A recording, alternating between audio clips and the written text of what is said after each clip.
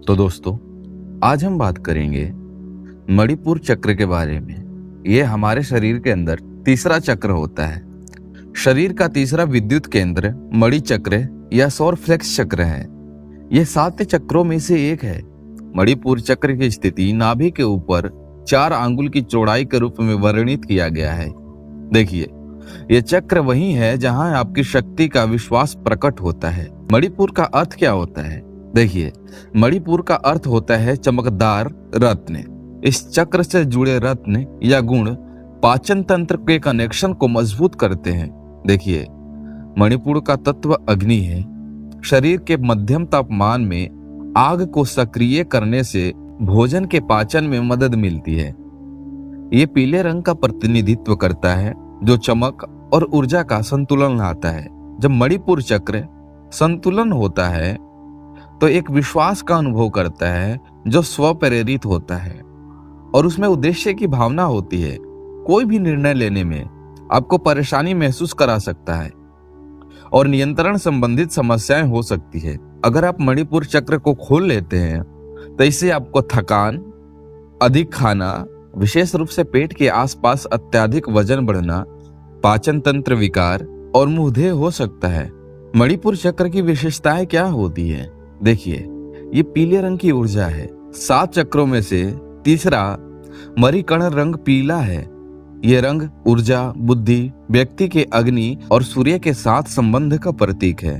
पीले रंग के युवा नई शुरुआत, जन्म और पूर्वजन्म का भी प्रतिनिधित्व करते हैं।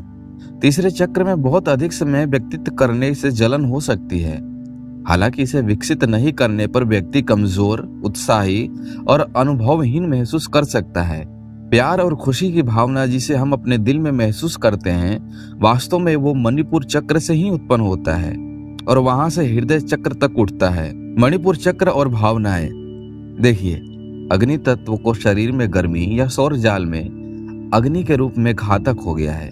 भौतिक और सूक्ष्म शरीर के केंद्र में मणि चक्र प्राण को आकर्षित करता है और शरीर और मन को संतुलित करने के लिए इस जीवन में ऊर्जा का प्रबंधन करता है। तो सवाल उठता है कि मणिपुर चक्र को कैसे हम अनब्लॉक करें, उसे कैसे खोलें? देखिए, जब मणि चक्र स्वास्थ्य संरेखण में होता है तो ये असुरक्षा को दूर करता है। इससे घनिष्ठता को अपरिचित और उदास महसूस करने की ओर देखता है। जीवन में एक मजबूत उद्देश्य से जुड़ाव से सफलता प्राप्त करने में व्यक्तिगत योगदान की गहरी समझ प्राप्त होती है। देखिए, भौतिक चीजों पर ध्यान केंद्रित करने के बजाय आत्म मूल्यवान को परिचित और उसे उल्लेखनीय करने में सुधार हुआ है।